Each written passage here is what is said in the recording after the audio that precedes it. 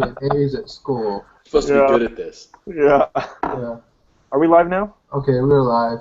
Oh, well, cool. Episode 7, guys. Mm-hmm. Yeah. We haven't done one in, what, 2 months? Is that how long it's been? Almost 2 months. Now it's New Year, 2016. Well, Juani, do you want to talk about why we weren't doing one? Yeah, I was busy on winter break and finals for my engineering classes. And then after finals, my wife nagged me to spend time with her. So I had awesome winter time, awesome Christmas. And I'm 30 years old in Korea, something flew to me, but okay. My wife just threw something at me because she loves me so much. I nag her. I'm Asian, what do you guess? Yeah, and I didn't record because I have finals also. So, nice. Same excuse as Juani. Mm-hmm. And Eric isn't here today because, I don't know, I guess he has responsibilities. And he hasn't been doing anything anyway. He has a life. He hasn't been dry firing, he hasn't been live firing. Yeah, and I was wondering, why don't we talk about like what we did since we did that? You know what I mean? Because Juani shot a couple matches that he did pretty all right at, I think. Mm-hmm. Yeah. Okay, I can go first. Well, over the winter, I shot maybe 2-3 matches, and I shot Glock 34 and Glock 20-something with weird block on it. So I basically didn't really shoot my major gun, which is 10 folio. I didn't touch much, and I just shot a couple matches just for fun. I didn't do dry fire. I did dry fire when I switched my gear. I switched my gear to different magazine pouch, and I did something on my gun, just messed up with the gun. So basically, what I did was just having fun. No pressure about training, no pressure about doing dry fire every day. And also at the match, I had no pressure about shooting well or anything. I just wanted to have fun, but I shot like I shoot at practice, and those results were fine. Yeah. What did you do, Wyatt? I haven't done anything, actually. I shot my first match in 2 months on January 1st, whatever day that was. I don't know. It was a New Year's fun match, and I got so cold that I decided I'm not shooting another match for another month. So that was some good news for me.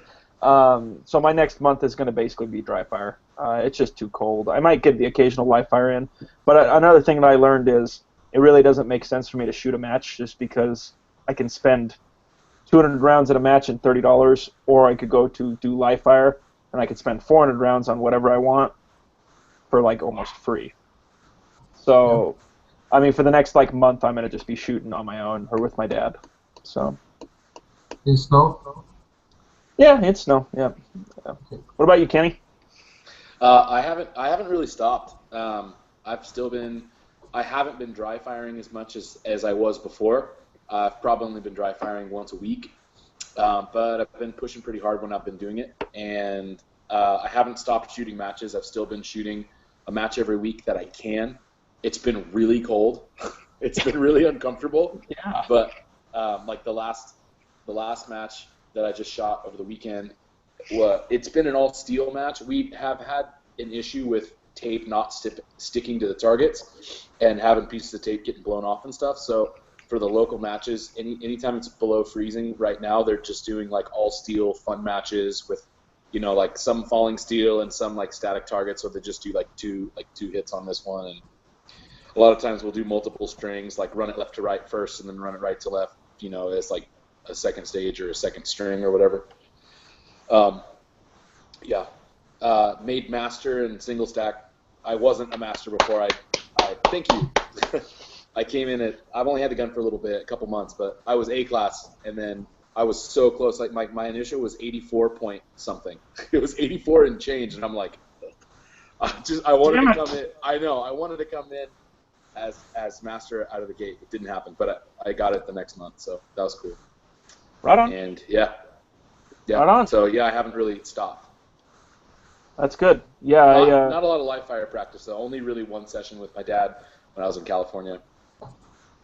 Yeah, I decided this year. It's I didn't practice enough live fire last year. I was watching my old match footage, and it was just like I was absolute garbage at some matches just because I wasn't used to the gun behaving the way that I thought it was. I mean, you can't dry fire an actual bullet, so that was kind of That's why I like shooting. I mean, depending on your personality and what you like to work on, I just use matches as live fire practice. I also live fire practice sometimes, not that often, maybe only once a month to go out and do drills and stuff. But I have found a lot of gains from just not missing the local matches. And you can either go there to be super competitive, or you can go to work on something. Yeah. Just depends on why you go. You know, cost you $10, but Yeah, there's $10, but every match here is $20-25. oh, really? Yeah, 2022 here. Yeah. And you shot a match on New Year's Day, right? Right? Yeah, I won production. That's good. There was only one person. If I go to a match on New Year's Day, my wife will kill me. Oh, she's still there. My wife will love me. She loves me, and I love her. Yeah. Yeah, isn't Korean New Year's different day though? Yeah, it's in usually in February. Oh, okay. So they have different calendar, lunar month calendar. Oh, Yeah. cool. Right. So our topic today is classifier practice versus live fire or classifier practice versus USPSA run and gun practice, or what I consider classifier practice and field course. Yeah, exactly. And then how much we practice each one of them in live fire and or dry fire. So the best way I think to break it down is classifier practice would be transitions, draws, and reloads, right? Because most classifiers are somewhat standing still. You guys agree? Mm-hmm. And then field course practice would mainly be transitions, entering a shooting position, and then exiting a shooting position. More or less, that's basically what field course work is, right? I agree. Yeah. So the main topic was how much of it do we practice each? Like how much do we focus on specific things in each one of those, and why do we practice each one of those specifically? If that makes sense. Yeah, it makes sense. Now, Juani, do you want to go off, or do you want to go for it, Kenny? Or yeah, I can talk first. So I've been B class for a long time. So when I started shooting USPSA, my first classification was C class, and then I was C class for like 4 months, something like that, and then I became a B class. And B class was really long time. Somebody told me getting out of B class is really difficult. So what I tried to do at the time was focusing on classifier skills. So most of my dry fire, live fire trainings were focusing on stationary shooting and just shooting fast splits and fast draw, fast reload, and everything. But my focus was on time, and because somebody told me, oh, if you want to become a GM, you got to be able to shoot like Young Lee, which is crazy fast guy. And I couldn't get the time down, so what I had to do was make all my movements faster and splits faster, but it was going out of my control. So it took me a while to get out of B class, and I finally got out of B class, and then A class was just 1 month, and then right away I was master class after that. I think the moment my classifier skill got much higher was after I had this mental change. So basically, I don't practice classifier anymore, and I don't practice field course anymore. Well, it doesn't make sense if I don't practice both. I just practice shooting. Before I was stuck in B class, my mindset was, okay, there's classifier skill, classifier course skill, and field courses skill. I separated them, and then I try to practice classifier to be better, and then field course to be better. And then later on, I figured out I can't separate two things. I just gotta develop my shooting skill. So I just didn't think about classifier, didn't think about field course anymore. That's where I really got to jump in my skill. And my mental change before at the time was, okay, whenever I shoot classifier, I do something differently than my practice, than field courses, anything else. Whenever I have a classifier course, I feel different and I want to do better, and I feel like I need to change something. I feel like I have to nail .7 draw or 1 second reload, and that was just totally detrimental to my shooting. And after I eliminated that thought, my training got much better, and my shooting skill got much better, and my match performance was much better because I was creating some kind of monster. It's called GM score classifier, master class classifier, something like that. It makes sense, right? Yeah. So when I practice before that change, what I would do in dry fire was set a part timer at 0.7 seconds and then just make the movement and pull the gun out in 0.7 seconds. Whether I shoot good round or alpha, Charlie, whatever, I just pull it out in 0.7 seconds. And it was just so detrimental to my shooting because my shooting has to be shooting alphas rather than just get the movement in time. So after the change, after I didn't separate classifier course and field course, I just started developing shooting alphas as fast as I can. Before, my focus was, okay, if I want to get a GM time, I have to shoot in 5 seconds, let's say. Then I start breaking down, okay, I need 0.8 draw, like 1 second reload, 0.2 split, stuff like that. I stopped doing that, and I started focusing on actual shooting part, not getting a GM score. So my focus was just getting a GM score, masterclass score, something like that. But after that, after my thought changed, my focus was, okay, I want to shoot alphas as fast as I can. It doesn't matter if it's 1 second draw, 1.2 second draw. I'm going to start nailing my points. And then I started practicing and practicing, and then cut the time down, but still hitting alphas. But sometimes I may shoot alpha, delta, something like that. Then I just try to shoot alpha, alpha again and again and again.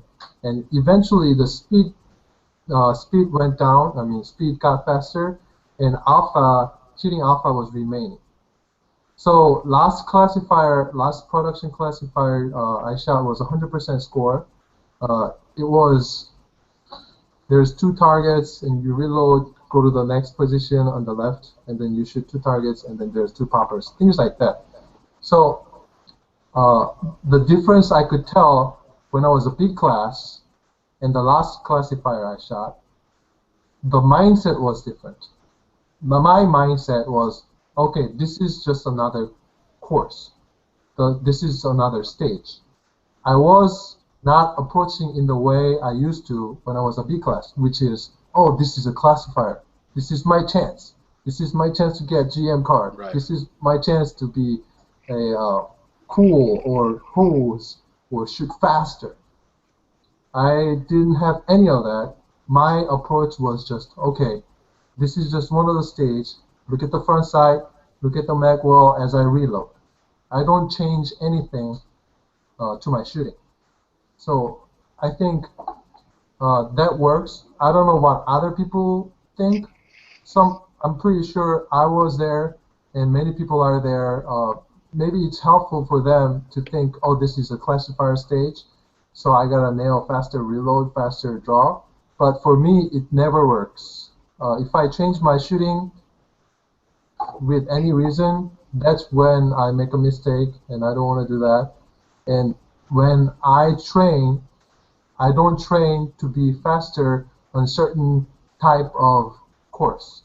Like, let's say, standing reload, standing draw, or standing shooting. I don't necessarily think I will do faster than shooting on the move or shooting in an awkward position.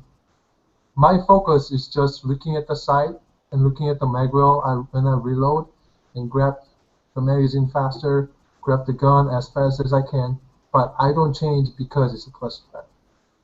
that changed my shooting, and that changed my classifier shooting skills as well. Well, yeah, makes sense. Yeah. What about you, Kenny? Well, I would say that I just wanted to make Masters so bad. Like it was my goal from when I started back in USPSA. I'm like Grandmaster is more time and effort, more work than I have to put in, and like I didn't think that it was attainable at like the level of participation that I had to give. And it maybe it isn't right now, but I in dry fire like a year ago, for me it was literally all draws and reloads. That's all I did. And I would say now, even still, draws, reloads, transitions, classifier type stuff is probably what I do 75 to 80% of the time, because every single stage has it all the time. It always has it. You always have, well, not, I guess you don't always have a draw. Sometimes you got to do a table start or something like that. But let's say 90% of stages have a draw, and most unless you're shooting Idaho State match. Yeah, every single stage was unloaded starts. Yeah, it's all unloaded start, table start. I started practicing them after that because I flubbed a couple of them. Yeah, sorry to interrupt. Yeah, no, you're good. I had a limited stage win on one that my load went so bad. And I'm like, man, like the load was horrible, and then the rest of the shooting was okay, and I'm like, I guess everybody else's load sucked too. Yeah, that's the spirit. Yeah, right. That's good positive thinking. So I still do mostly classifier style dry fire practice, but live fire I actually don't like to do it at all. Like live fire practice, I mean maybe a little bit, but like I'm not just gonna sit there and do like bill drills and El Pres all day. Like it's just so boring. Live fire, I'd rather string it all together because that's when you win matches. You know, I like to set up mini stages and run them this way. Run them right to left, run them left to right, run them like start in the middle and then run this way and then run that way. Run them like try leaving on this target or coming in on this target and see what I'm good at and see what I suck at. So I really like that for live fire. But for the dry fire stuff, for me, like the big purpose of dry fire, like you said, I don't remember if we were recording or not when you said it, but you're like, you can't dry fire a bullet. I think we were, yeah. Well, you're right, you can't. But what you can dry fire is to get a great grip on the gun quickly, to present it to the target, and you can dry fire hard transitions, and you can dry fire reloads. And it's exactly the same as live fire. It's exactly the same. So what you can't dry fire is stringing together a 20-round stage. I mean, you can, but it's not realistic. You can, if you got a basement, you can go, run around and pew pew, but it's not the same. So I like doing that in live fire when I get a chance to do live fire, which is why what we had talked about a second ago was like, I don't miss matches. I try everything that I can to not miss matches because in my opinion, for where I'm at as a shooter, that's the best practice I can get is going to a match, shooting stages that I don't decide and I don't set them up, and they may or may not play to my strengths. And there's pressure because I'm with my buddies and I want to do well, and I get a walkthrough and I get one shot. I don't get to do it over and over again. Yeah. And so that for me has worked really well, but I really like classifier skills in dry fire. Sometimes I'll set par times and work on, take 3 steps and come in on this target in, 2 seconds or 1.8 or whatever. Like I'll do stuff like that, simple, small, but I don't ever set up, 10 to 12 round simulated courses and dry fire them. I do that in matches as practice and in live fire as practice. I think I need to make a little bit of clarification in my opinion. I do everything what you said, like a classifier skill stuff, like 3 targets, turn and draw, reload kind of thing. Right. I do all of them. I do all the standing shooting, standard shooting, but just my thought is when I practice, this is a classifier course. Totally. I just think, differently. Yeah, I don't think it's a good, I don't personally think it's a good thing to do.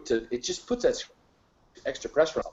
Who cares that it's a classifier? Like, are you not trying on all the other stages? You're trying your hardest on all the other stages. So, like, you come up to a classifier and this is the one that counts. This is the one. I'm gonna bump up my skill level 10%, man. I wasn't trying on all the other stages. I'm gonna try extra hard on this one. Well, of course, dude. I mean, I shoot 85% classifiers. That means I'm shooting 85% of Ben Steger. But if I shoot a 95, I'm 95% of Ben Steger. You know what I mean? Go to nationals. It doesn't. Yeah, exactly. Doesn't. You know, by that token, yeah. When I was surprised, I thought that I'd come in at a higher percentage, and then I looked. I was bummed. I came in at like 73% at nationals. I had a rough last day. And then I looked, and I'm like, dead middle of masterclass. Like, I don't know what to say. You'll hear guys online that are like, oh, you're an 85%er, but you can't shoot that at nationals. Yeah, I don't think. Yeah, nobody does. Yeah. Nobody shoots their classification percentage at nationals. No way. Except the winner. Whoever the winner is, that's 100%. Savigny shot his classification at nationals. Exactly. Congrats. Latham came in at 90%. He's a freaking god. Yeah. So nobody does. Yeah, his name is real fast. His name is TGO. I mean, the great one. Let's be honest here. He's the best. Yeah. Well, it's because of his knees and his age. Yeah. That's true. He won a couple of the stand-and shoots because he's incredible at that kind of stuff. There was a strong hand, weak hand stage. He won that. There was a turn and draw to like a 20-yard plate rack stage. He won that. Dude's incredible. Oh, yeah. One thing also changed my mind about getting a GM card was right after nationals. So I talked to JJ Rakaza and at the award ceremony and stuff, and I was telling him last classifier I shot, it probably it will bump up to 95%. So I'm getting a GM card probably next month. And then he said, "Oh, bro, you should probably stay at master class because what I mean by that is." Getting a GM card doesn't mean that you are actually GM. Well, not that you can compete with them in big matches. No way. Yeah. What JJ told me was you should just remain master class and maybe next year get something like 95% and win in master class and go to GM. Then you'll be like true GM. And I was like, oh, maybe that makes sense too. And yeah, I think if I perform 95% at nationals, I should be GM. But if I perform at 60% or something like that, then getting a GM card is meaningless. I agree. Yeah, even at nationals, I got 84.9%. So I'm not even a master class, right? Yeah. I have a couple thoughts, and I wrote them down as we were talking, just because, and I took notes of today. I have two thoughts on the GM thing. I think that it's absolutely perfect to work as hard as you can for a GM, because that's what I did, because it will give you a goal that you can actually measure. Does that make sense? So I don't think there's any shame in making GM, but not being able to compete with GMs at big matches yet. Agree. There can be a middle class. It's like you can go from I'm a master and I shoot with the masters. Oh my God, I made GM. Magically, am I 10% better? No. I'm like 2% better, but that's cool. I'll keep getting better. And I think that it's something that you can say, okay, here's a specific set of drills, and I'm going to work on these, and I can see myself getting better, and I can see my percentage getting better and better. Does that make sense? Right. I think there's a couple things that are flawed with the system. Like one stage or one classifier I shot 2 months ago, I won the stage overall. Like out of M open shooters, limited shooters, everybody, limited GMs, I won it overall, and the classification came in at 83. Mm-hmm. I've had that. So it's I had the exact same thing happen, except mine came in at 80. Yeah, I want to say it was like 82 or 83, and I won over A class and master class open guys, a GM limited guy, and I'm like 83%. You got to be kidding me! And honestly, it was a smoke and run. Exactly. But in regards to classification or classifier versus run and gun skills, I have two thoughts. I still practice classifier skills in dry fire, but I only practice them once a week. So my schedule is set up to where I practice dry fire in the morning and the night every day except Saturday, Sunday. Saturday's a match for me usually. It's not this month, so that's where I'm going to be dry firing more. And then Sunday's live fire. But Monday is all classifier practice. So it's just stand and shoot draws. It's reloads that are standing still. It's El Prez, it's Blake drill, that type of stuff, or Bill drills or whatever. But that's just to work on getting my skills at a stay level, at a constant level, if that makes sense. So I don't want to not practice classifier skills, and then when I do a draw at a 7-yard target, because I've seen stages that have those, then my draw goes to 130 or whatever, or 120. I want to keep that at a 90 draw if I can in a match. So that's kind of my thought process on that, is I just want to keep those skills good, because my dry fire is a little different than most people's dry fire. In my dry fire, I build a stage, so I watch a lot of match footage, a lot of people's match footage, and then I take those stages that they shoot that I really think a position's really interesting or that they might have had issues with, and I build those in my dry fire, or as close to it as I can, or different simulated drills. Like today I had a thing where I'm standing 4 or 5 paces away from a target or a barricade, and then I shoot 8 shots behind the barricade, load, going to the left, and then I would shoot 8 more shots, if that makes sense. The whole goal being, okay, I shoot that stage slowly 1 or 2 or 3 times just to get used to it, and then I'm going to break it down into components. So that way I can work on the run and gun skills. So the first component would be a moving draw, and then getting into position and make sure my footwork's all good. I want to work a lot on making sure my feet are flat and one's not lifting up in the air like a ballerina. We have a couple friends like Range Lawyer who shoots like that. Juani used to shoot like that, where one foot's in the air and they're kind of just tap dancing around everywhere. I want to stop that. I can't be doing that anymore. That bit me in the ass really hard twice right? at Nationals. And I just do it anymore. And so I am dry firing the crap out of that to make sure that never happens again, because I've watched a lot of... Anyways, so the goal being the first portion, and I practice these for about 10 minutes apiece, but the first portion is just a moving draw and getting my feet settled into position with the gun up. And then I shoot that for about 10 minutes or so. I just keep repeating that over and over. And then I'll work on shooting the first set of targets for like 5 minutes or something like that, or similar, where I'm just getting used to moving from those targets with my feet settled flat, and then I'm used to getting a hard lean on that. And then the last portion I practice for about 10 minutes is just loading the gun and moving to the left.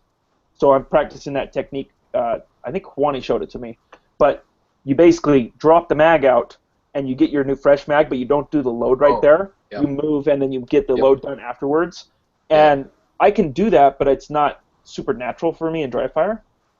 So I break those components down of a stage. So I build a stage, but I break them down into components that I can practice that you see in every match, or you may see in every match. You always see a reload going from right to left, or if it's a good match, you usually see a reload going from right to left. You always see a position entry around a barricade. You always see these things, and you can practice them. So that's what I do. Yep. But as far as classifiers go, I think it's perfectly viable to practice classifiers. Just like set up a classifier exactly how it is, read it in the classifier rule book, because you'll see similar stages. Like Fluffy's Revenge 1, I think, where it's got a target, a steal, and then a target, steal, target, steal.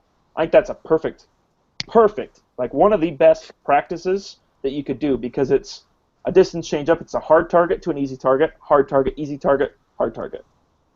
Or it's a up and down transition where you've got a bottom target, top target, bottom target, top target, bottom target. You know what I mean? Mm-hmm. And I think that's perfectly viable to practice because you get everything out of it. But I wouldn't practice just classifiers. I think that's kind of stupid. Yeah, I think it's because if we are practicing classifiers in our practice, we're going to get better at the certain stage, not just entire shooting. And let's say if we are just getting a paper GM, if you want to be a paper GM, all we got to do is just shoot the classifier well, and you're going to be better at certain classifiers. But if you just try to become a good shooter and be good at everything, whatever classifiers or whatever stages you're going to see, you're going to do well. Yeah. Another thing that's kind of interesting is practicing a classifier that you're going to see at a major match. They usually post them. Like Utah posted, or Idaho, for example, posted the stage Diamond Cutter.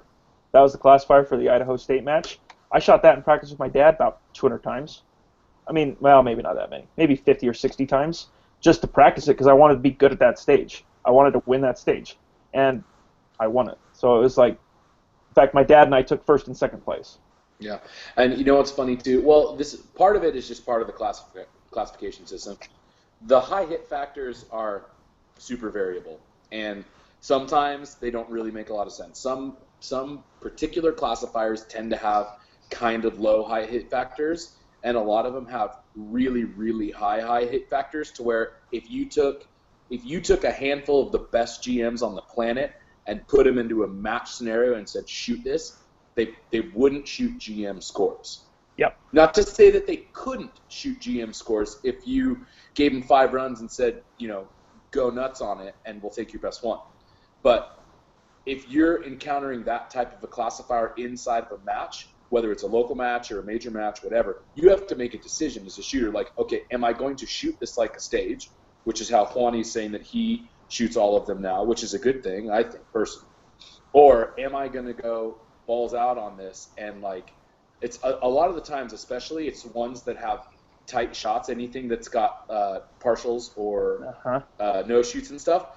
The high hit factors for those are times that would reflect that they were wide open paper because somebody shot it like it was wide open paper. And most sane people are like, I'm probably going to slow down just a little bit because I'm aiming 3 inches off of a no shoot. An interesting thing about that, there's actually a classifier that I shot, and I looked it up, and I remember listening to Ben Stager's podcast, and he actually said that he could not shoot certain classifiers at a GM score. I remember that. As many runs as he had, he could not shoot certain ones at a GM score. Yeah. But in a match, if I get to a classifier, I want to bump to GM. It's not my goal. I don't practice classifiers. I used to practice the classifier the night before, like religiously in dry fire. Now I just go as fast as I can on the classifier stage. And if I bomb it, I bomb it. I mean, it's 60 points of a match? I don't care if I win a match anymore, a local match. Because my whole goal at a local match is to say, okay, I know exactly how I want to shoot a stage, and if my goal is to go shoot a stage in match mode, is what Steve Anderson calls it, it's what I call it now. Yep. I know what my match mode is, and so I shoot the stage, and it's like, well, I know that I'm going to shoot this just like I would at a major match, and usually do all right on it. And so if I fail the classifier because I know for a fact that I'm going to just shoot it as fast as I can, then what does it matter? Because I already know that the rest of the stages I shot just like I wanted to. If I didn't shoot them like I wanted to, then that's a big problem. But if I know that the classifier is something that I don't care about, I mean, what does it matter if you win a local match? Nobody's giving away Ferraris for it. Well, it depends on your mindset, though. So, like, I really like to win local matches, and it's not a vanity thing. It's a building my self-image thing, and it's also for me. It's that, like, I like to put myself into pressure situations and not blow it off like, man, it's just a local match. I hear a lot of guys do that, and then I feel like I see those same guys go to big matches too, and not be used to, like, you can get pressure different ways. Maybe you get pressure because, like, oh man, I bombed my first stage. Like, I'm in a state match and my first stage sucked. How do you deal with that pressure? Have you dealt with that pressure before?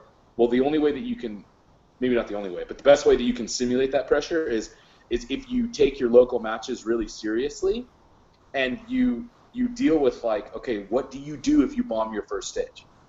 Or what do you do if you know that you and this other guy are neck and neck and he just aced his last stage? What do you do? You know what I mean? So I take my local matches really, really seriously, and I want to win them all the time. And I feel like it's really good practice for majors. That being said, I sucked at a couple of majors this year. I didn't suck at Golden Bullet, and I didn't suck at Idaho State. I had one horrible stage that tanked my overall at Area 1. I forgot a couple of targets, which will take your score down real quick. And Nationals, I cratered on the last day. Just pressure. It's Nationals. It's pressure on the last day, Well, and I got you, and I just want to clarify. It's not like I'm not taking a local match. No, seriously. yeah, I wasn't. Sure, I understand. But I mean, from an opposite point of view, I feel like it's mental. I feel like shooting for me is like 90% mental at this point. Like, I can rip a .7 draw when nothing matters, when the gun's not loaded. I can do it. I can do a 1 second reload. I can do it. I can do all that crap. So at this point, for me, like, what I worry about is like 90% mental. Yeah. Yeah, I think what separates champions and regular guys, even regular GM, is the consistency. And I think the risk of thinking this is a classifier course is because for me, what happened to me was I practiced. I printed out all the classifiers when I was a B class, and I started practicing. And I find high heat factor, what's the 100% score, and then I actually nailed it in a range. I could nail GM scores, but when I actually go to the stages in a match, I shoot as if I was shooting the 100%. And if I think when I shoot 100% in a range, I'm not cold at all, I'm warmed up, and I know how to nail it. And when I go to the stage in a match, that's where I get bumped up. I shoot all mics, all deltas, but still shooting fast or something like that. Then I get a mental breakdown and I mentally go break.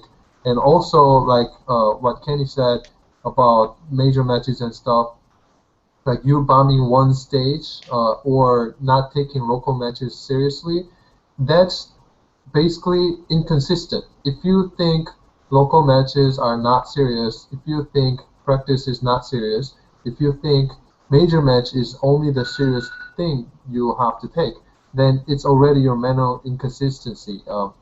When I go to the practice at the range, I am practicing for the nationals. When I go to the local match, I'm practicing for nationals. And when I go to the level 2 match, level 3 match, everything, I take it the same way as I should nationals. My focus is nationals since like last May, and my focus was nothing else. It was not shooting a good classifier. It was not shooting a good local match. Everything was for nationals. When I go to the gym, I think about I'm gonna go to nationals and do well. What kind of workout should I do? When I go practice, I'm gonna do well at nationals. So my focus is very consistent.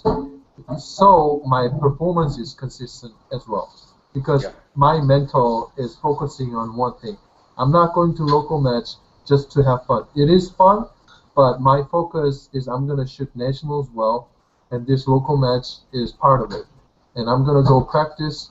I'm not going to shoot 0.7 draw without aiming. I'm going to shoot 0.7 draw for shooting nationals. If I shoot 0.7 draw at nationals, I'm going to do it. So I didn't practice 0.7 draw because I'm not going to do it at nationals. So most of my draw was like 0.9 seconds, 1 second, 1.3 seconds, something like that. My focus. I've never seen anybody, and maybe I just haven't watched enough video. Anybody at any match that ever was really worth anything, do a draw with a live gun in anything under 0.8. I've never seen a 0.7.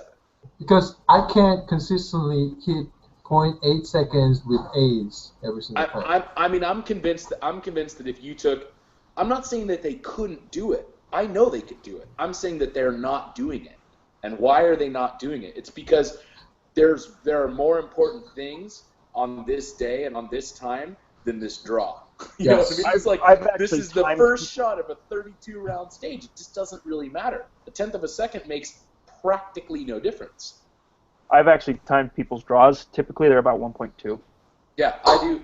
I go back and I shot coach a lot of my draws. Like I had one, we just had a stage, and it was to a 10 or 12 yard mini popper, and it was a 1-3. And honestly, I was pretty happy with it. Like to a 10 or 12 yard mini popper, it was a pretty good draw. From looking at it, it was like the gun came out quickly, and there was a pause to find the sights, and I pulled the trigger. If it was 7 yard paper, maybe it would have been a 95. I don't know.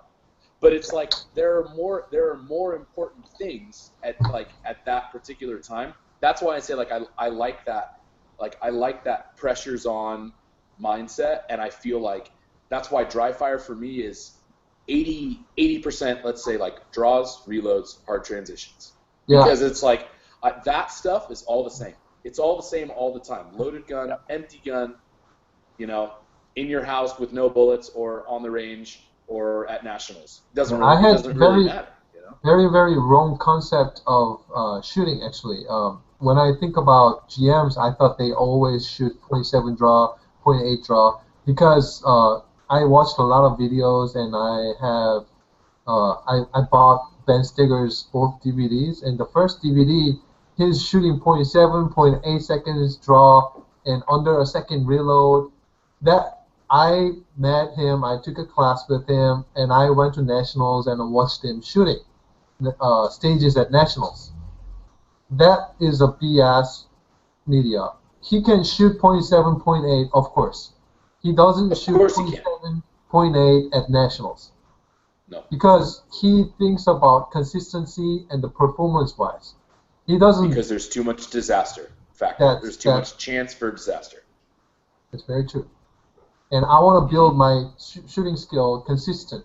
So I want to be able to shoot every single stages, any classifier stage or any field course stage equally. And I want to be good at everything, not necessarily better at certain stages. I want to be consistent. I want to be good at everything. That's what Eric Ruffalo does. That's what Ben Stinger does. I think it's all about how you function. If you're an extremely inconsistent shooter, or as Steve Anderson would say, if your match mode's low, then you need to talk about Eric when he's not here. Yeah. He's not even here to defend himself. But seriously, if your match mode is low or you're inconsistent, you need to practice consistency. That's it. But if your match mode is strong, I just don't see an issue with. Okay, if I could shoot 5 stages at a local match, let's say that there's 6 with the classifier. If I can shoot 5 exactly how I want them, all consistent, then what does it matter if I bomb the classifier if I'm going for hero or 0? You know what I mean? No, it doesn't. It doesn't. And so and that's on just your the whole and that's a whole thing that's personality driven. You have to know whether or not, for me, I'd rather have a GM run or I'd rather have a GM card than win a local match personally. And what you do is nothing wrong with that, and there's nothing wrong with me wanting what I want. I totally agree. I want to make GM bad.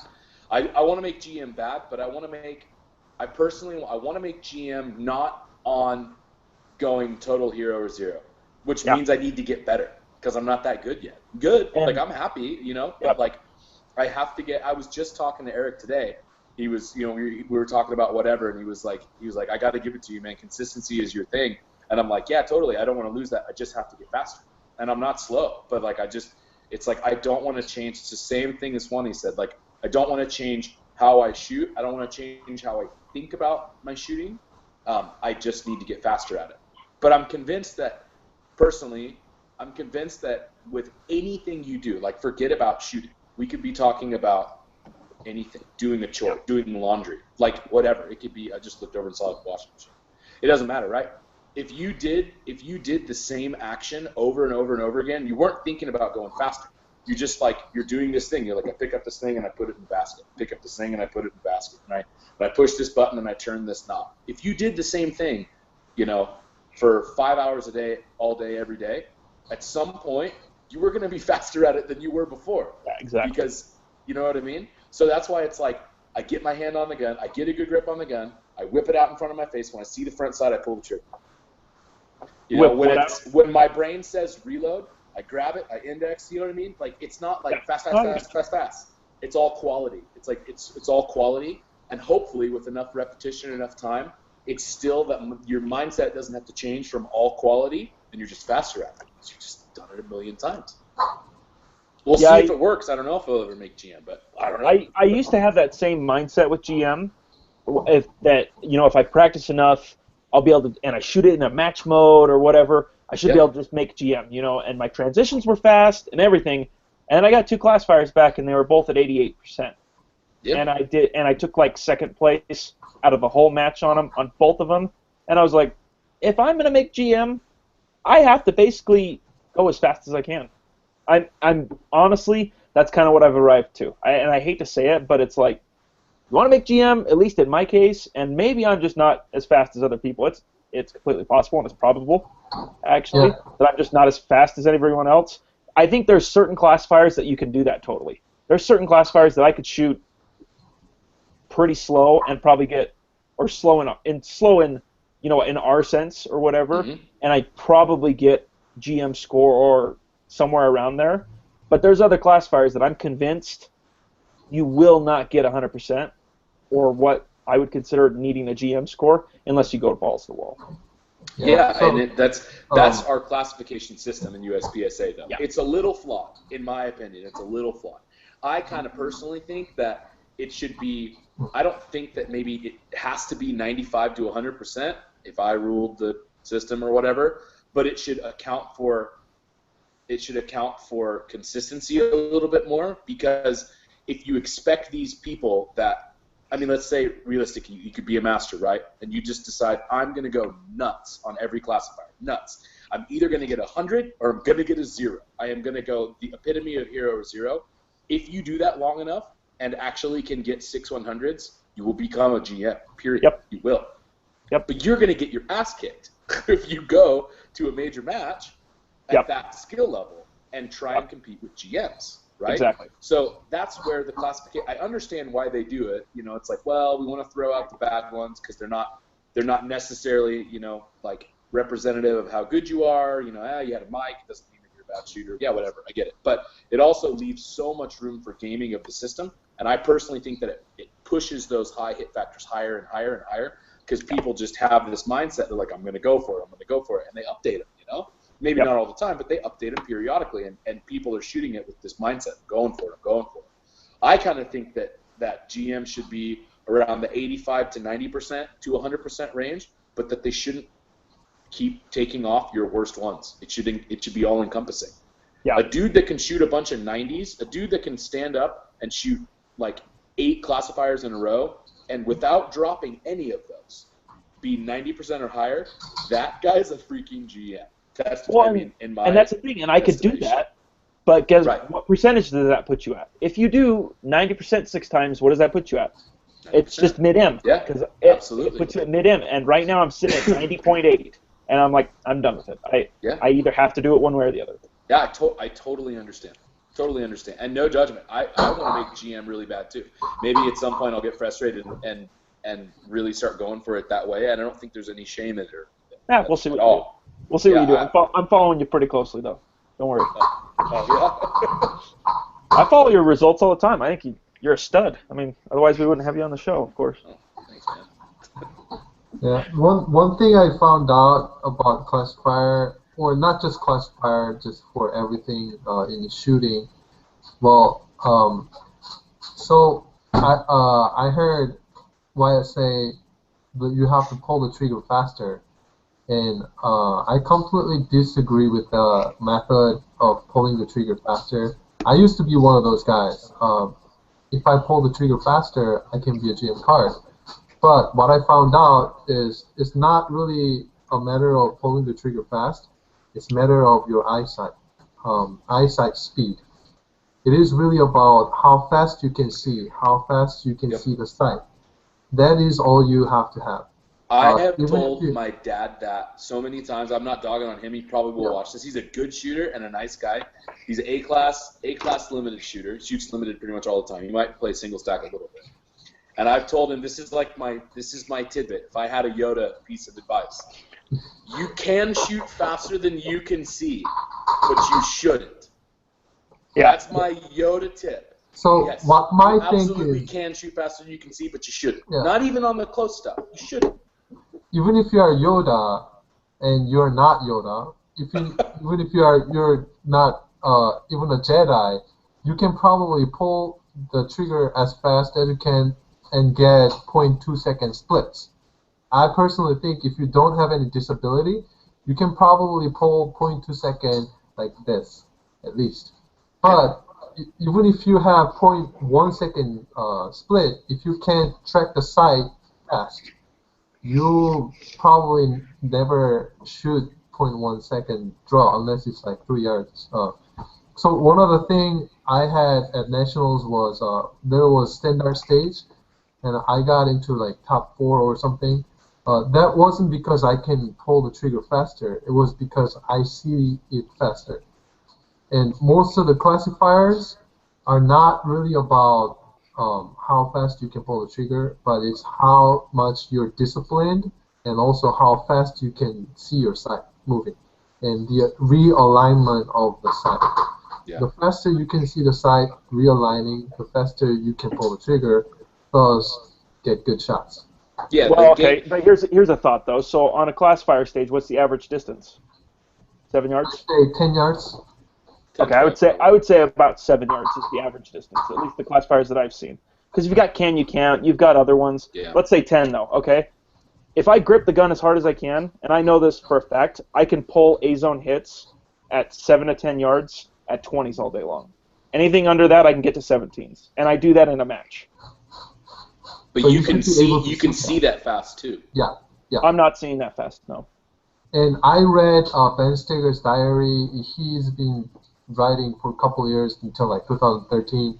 And one of the posts he posted, he said, "I am shooting 1.7s, 1.6 splits, and I was able to call the shot easy." Yeah, I feel like so. This is one of the things that I was. It kind of ties in is that mindset of you can shoot faster than you can see, but you shouldn't. When you just submit to I will not shoot faster than I can see. Sometimes you're gonna do it like for whatever. Like I posted an Instagram video of like a 170 bill drill to steel. I didn't see shit. I saw the first draw. Yeah. But I would never do that in a match. That was just so like I wanted to show it to Steiner like because he sucks at bill drills. He counts to 5 or 7. He never hits 6. It's either 5 or 7 every time. So I wanted to see how fast I could do one. But in a match, it's like I would never have shot it that fast. But I understand what you're saying about like 20s, but I think an even better goal than just knowing, it's good to know, and it accomplishes the same goal on that day for that classifier, but an even better skill to work for is what if you could see 20s? What if you could see 18s? I'm not superhuman. I'm here to tell you I can see 18s and 20s. You totally can. No, you I have to be watching for it really hard and I agree you can, really but like, okay, when you're hosing, I mean, do you really need to is the thing. So like when you're going really fast and when you're doing it's a mindset thing though. If you go into a stage where you're like, I'm gonna hose, see sights, hose, or you can just be like, I'm gonna see sights on all of them, and on those ones, I'm just gonna see them really fast because I've learned to see them really fast. Yes. And it might look like hosing, but it's not. Okay, but here's a thought for you. Yeah. So, and Ben Steger does this too. Everyone I've seen who does really fast transitions does this.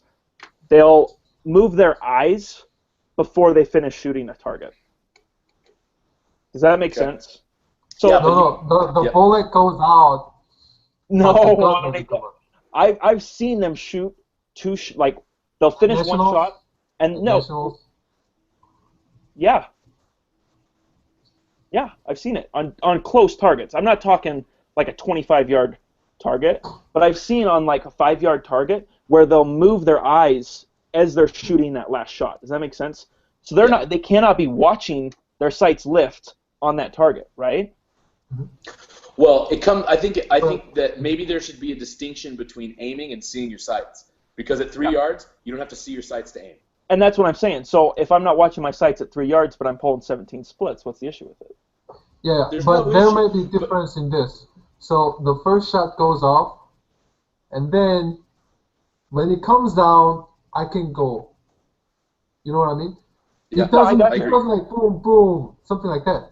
You'll probably see sight going up and coming down-ish, and then I can move and they shoot second run. So what I'm saying is I've seen several videos that say if you grip the gun as hard as you can, you should be able to pull all the shots into the A zone out to 7 yards, right? You can pull the trigger as fast as you want, and you should be able to control the shots into the A zone. Depending on your gun and depending on your load. Okay, but let's say that you're shooting production, no recoil. That's what I mean. Yeah. Shooting that kind of gun, because Steger made that argument, and all the limited guys tried to do it, and it's like, sorry, you can't do it. Like you can't actually literally pull the trigger as fast as you can, but that's his world, is shooting a heavy gun with a minor load. Let's say a minor load, open gun, that type of thing. You can shoot them all day long. Do you really need? What I'm asking is, do you really need to see your sights on those targets?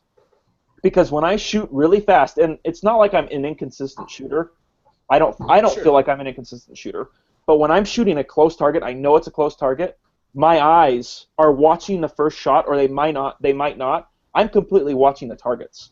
Some, like 7 or under, unless they've got a no-shoot on them, I rarely watch the sights on, let's say 5 under targets. Does that make sense? Sure. Because I know my gun well enough that it will track where my eyes are going to go, and with a strong enough grip, it's not going to move. All I can tell you is what I know that works for me really well, which is when the buzzer goes off, I submit myself to seeing what I need to see to be able to shoot the target. Yeah, And I agree to that. sometimes on really close targets, I don't barely need to see anything, but I still see something. When I see what I need to see, which sometimes is almost nothing, but it is always something, then I pull the trigger. And then when it comes back, I pull the trigger again. Sometimes it's literally just my hands in front of my face, but I see something, right? Yeah, exactly. And if it's And I agree 20-yard steel, if it's 20-yard steel, what you need to see is the front sight perfectly, equal height, equal light, and then execute a nice trigger pull. That's what you need to see on that target. And what you need to see on a 3-yard target is almost nothing / I guess you could technically not see anything. Like, honestly, you could shoot a 3-yard target if you knew where it was with your eyes closed, maybe. Like, if you had already indexed on it, you know what I mean? And I got you, and that's all I'm saying is that, for certain things, if you know your gun well enough and you know yourself well enough, you should be able to make those decisions. Yeah. Say, okay, I mean, because let's say you watched your sights. How fast can you watch your sights? Pretty damn fast. 20 at least. Can you? Okay, here's my question then. That was a bad example. How fast can you watch your sights return to an equal height, equal light? To real equal height, equal light? Yes, I'm saying like within. Like 35. So like if you're talking about so a good example of that is like a 25-yard bill drill. 25-yard bill drill. Yeah. So my splits are usually right around like 35, 40. Shooting a major. Yeah. Yep. So if you grip the crap out of the gun, yes, you can get them to come back and be shooting alphas and close charlies in that kind of a time frame. But most of the time you don't need to see that much stuff. That kind of comes back to like seeing what you need to see. At 10 yards, you just need to see a front sight. It doesn't really need to be perfect. And that's exactly what I'm saying, though. So people think they need to watch their sights and they need to go for equal height. And that's what I'm saying, that is sometimes you're not watching your sights when you're watching your hands. You're watching your hands. You feel what I'm saying? I just think for simplicity of mindset, it's arguing small points. No, and it's not like I'm trying to argue. I agree with you. I just think that it's kind of different. I love it. Yeah. I think just for simplicity of mindset, once I burn a stage plan in, I submit to when the buzzer goes off, I pull the trigger when I see what I need to see. I agree. I completely agree. And sometimes I don't need to barely see anything. And sometimes I need to see so much that I'm upset. Like my brain is being like, pull the trigger, pull the trigger, pull the trigger, pull the trigger. Come on already. And my eyes are like, you haven't seen what you need to see yet. Don't pull the trigger, don't pull the trigger. You know, it's like left brain, right brain thing. I actually had a cool video that I took from the last little practice match that we did. And one of my splits, it was all on steel. It was a steel practice match. One of my splits was over a second because I was a little bit off balance. I came into a position and I fired the first shot and I was just a little off balance and I was leaning just a little bit and I didn't pull off another shot because I was like, no, it's not ready. No, it's not ready. Okay, now. And in my brain, I'm like, this is taking so long. This is taking so long. But what are you going to do? Just wing a hopper at steel? I mean, you could, but I don't. That's just like a mindset thing for me. I have a video on my YouTube channel. My friend Raul, we went to the range together, and I gave him some of my tips. And then after I gave him my tips, he told me that his sights are slowing down now. So what that means is basically he can see the sight faster. So, well, the sight never slows down, of course. But what I did was I gave him mental relaxation. He's a cop and he's pretty tensed up shooter at the time, and his body was so tensed up. And when you tense up, you have a tunnel vision and every sorts of things. So I just gave him how to be relaxed, and he relaxed down a little bit, and then he shot Bilger again, and then he told me, "Wow, the sights are slowing down." Mm-hmm. So that's how you see the sight faster. So anybody can see the sight a little bit faster in that manner. So when we have total relaxation, we can receive more information. Our eyes can receive more information. Our brain also can. So in that manner, we can achieve seeing the sight faster. Yeah, I feel like if sight tracking is something that anybody is struggling with, that there's no better sight tracking drill than a bill drill because it takes at 25 or at yeah, 15 or so. I wouldn't do it at 7 because 7 you could still get away with not watching them. You know what I mean? Yeah, but you shouldn't. You shouldn't. So, I don't know. No, Should you? but, like, so I it mean, it's depends. like we discussed. Should you or should you not? okay, what I did to Raul was actually there was no target. It was a plain berm. Yeah. It was just dirt. And for build drills, the focus should be really important. The focus is not all about grip. Grip is pretty important too. But if you try to grip the heck out of it and you start tensing up, then you can't see the sight anymore. If you're tensed up, that moment, you're going to lose a lot of information. So Yeah. you got to be able to hold the gun tight, but your body shouldn't be tensed up. Your body should be relaxed to the moment. Well, for example, at home, you can nail .7 draw sometimes, pretty easy. But when you go out to the range in a match, it's a different scenario.